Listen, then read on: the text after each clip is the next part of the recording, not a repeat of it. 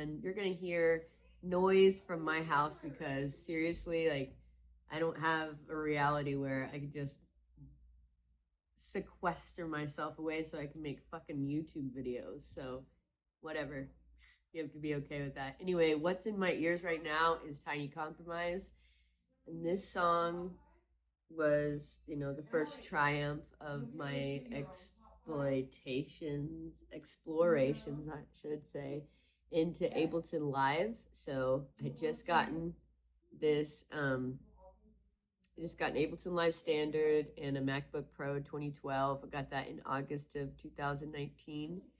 And then I wrote a song under Courtney Odom, which honestly it has Stranger in the title, but seriously I can't even think of the whole name title. I spent a long time on that. Happens to me all the time with music. But anyway, so Tiny Compromise is actually a little bit like it in theme, and I wondered if that was going to be an issue, but I never wondered about it too much. The thing with Tiny Compromise is that oh, it's playing Badadita. Hold on 1 second. Okay, so the thing with Tiny Compromise is that I had a lot of ideas and only a little bit of knowledge as to how to work with the software that I was using. So I used a lot of splice samples in that, and I got my feet wet with isotope plugins. And the ones that I'm really working with is their production suite. So I've got Nectar 3 for vocal processing, Neutron 3 for processing all the instrumentation and stuff like that. And then I have Ozone 9 that I use for mastering. So the tonal control I think is separate, and I use that as well for mastering, but it really ties all those programs together. And this was my first attempt at all of those things. So Ableton Live Standard, MacBook 2012, iStope production team of plugins.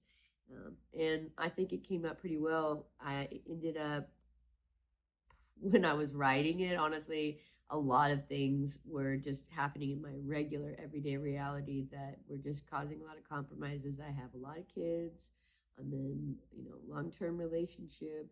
I have a 40-hour-a-week job, and I'm a musician, really working at my craft. So I feel like a lot of things are always causing me to compromise, and everything just felt a little bit too much. That's where a lot of the actual content came, since when I create content, a lot of it is I take another isotope product, my Spire Studio, and I go out and I have a little hookup that I can connect it into my computer, my laptop, and I will freestyle a lot of lyrics and play with those later on, and maybe come back to it and freestyle another session. So that's what I mean by content. The content that was created during a time period where that's really what I was getting out of my system. But as it started to develop, it reminded me of a really like destructive long-term relationship that I had been in previously, which taught me a lot about compromise, and when compromise gets to be too much. So ultimately, that's kind of that song in a nutshell. There's a few different themes going on, but